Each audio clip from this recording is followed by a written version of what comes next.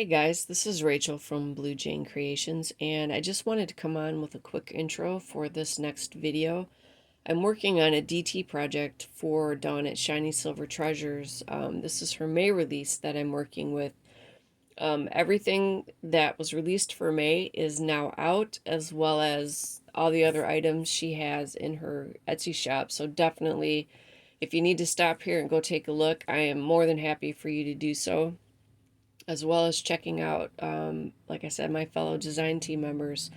Lots of great stuff already coming out, as always. So please go show them some support. They just do amazing stuff. And what I'm doing here specifically today, I believe, is a type of card layout that I've seen Dawn do before. I think it's a trifold format, but don't quote me on the names. I'm not always good at remembering the technical names of what I'm doing. So we'll go with trifold card right now. And again, like I said, I'm 99% positive I've seen her do this or something similar to it.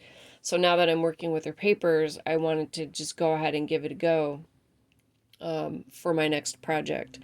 So I also used minimal supplies because, again, with these papers, because they have such great floral images, I want to keep it minimal. I don't want to bring in a lot of supplies. So to fill in some of the open areas, I broke it up and brought in inks and stuff like that.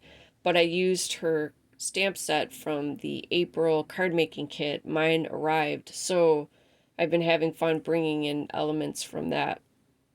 So that's the stamp set that you see me using here, is her April card kit, which was Sweet Treasures, and that has the stamp set in it. And I think that's all the technical. Again, I always try to give myself a minute to remember if there's anything else I needed to say. Yeah, I kept it pretty simple. I just basically used the one sheet of paper. I love the green. It's probably my current favorite. My favorite combination was the orange and the green that I did in previous projects, but for today's project, I just really wanted to use this green, so that's the only color that I used here today. And I brought in a dark green ink. This is the Memento. I believe it is called Cottage Ivy, is if you wanted to know specifically what the color is. I did have a little bit of a kerfuffle. When I did the sentiment, I didn't realize it wasn't quite straight. So it's easy enough to fix. It gave me the layout of where I wanted it anyway, so I just came in and stamped it out. And you can see just a second ago, I punched it out in a circle punch to cover the mistake. Again, keeping it very simple. Even mistake correcting can be simple. So again, just as always, you guys are always welcome to craft along, or you can just hang out and relax and enjoy the music in the video. And again, please go visit Dawn at Shiny Silver Treasures and design team members. Yeah, I think I got it. I'm doing better at remembering. And I will do like a recap, and then there'll be some pics at the end for you to look at.